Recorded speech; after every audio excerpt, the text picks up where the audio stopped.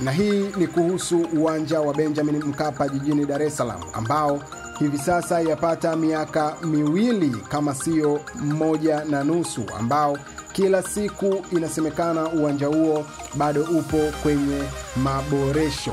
Shirikisho la mpira wa miguu Afrika CAF limeufungia kwa muda uwanja wa Benjamin Mkapa Dar es Salaam kutokana na eneo la kuchezea pitch kuendelea kupungua ubora wake. CAF imeeleza eneo hilo liboreshwe haraka kufikia viwango vinavyotakiwa ili kuepuka uwanja huo kufungiwa kwa muda mrefu. Mechi ya robo fainali ya kombe la shirikisho la CAF kati ya Simba na Al Masry ya Misri imepangwa kuchezwa kwenye uwanja huo mnamo April 9, 2025.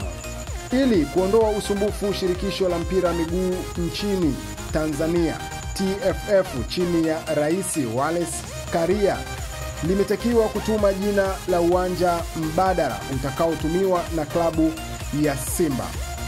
CAF itafanya ukaguzi wa uwanja wa Benjamin Mkapa mnamo Machi 20, 2025 ili kuona maboresho yaliyofanyika kabla ya kuamua kuruhusu utumike au kuendelea kuufungia. Mbali ya mechi hizo za CAF, uwanja wa Benjamin Mkapa umepangiwa kutumika kwa ajili ya fainali za CHAN zitakazofanyika Agosti 2025.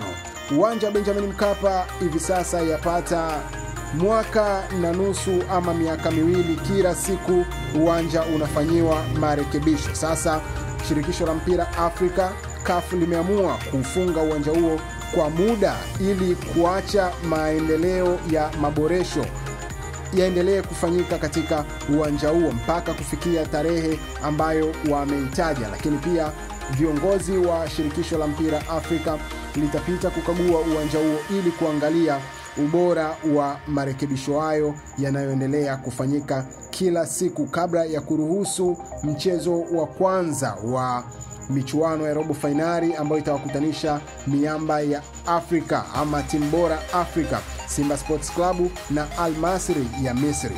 Ndugu mtazamaji wa World Trending TV, hii ni TV yako pendwa inayokusogezea habari za michezo na burudani, habari za siasa, lakini habari za kijamii ambazo zinatuzunguka kila siku. Kama ndio mara kwa kwanza unaungana nasi, haujachelewa, gusa neno subscribe. Kwa kufanya hivyo utakuwa umejiunga kwenye familia ya World Trending TV moja kwa moja, ambapo utapokea habari, taarifa, notification na update zote ambazo World Trending TV tunazifanya kila siku. Lakini usisahau kulike, kucomment, kushare na ndugu, jamaa na marafiki ili wapate kujua nini World Trending TV tunawasogezea kila siku.